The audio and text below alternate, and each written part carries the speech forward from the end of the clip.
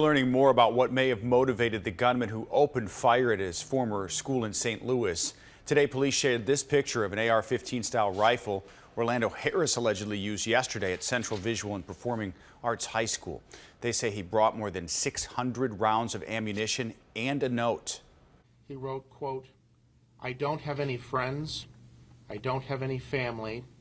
I've never had a girlfriend. I've never had a social life.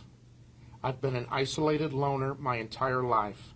This was the perfect storm for a mass shooter."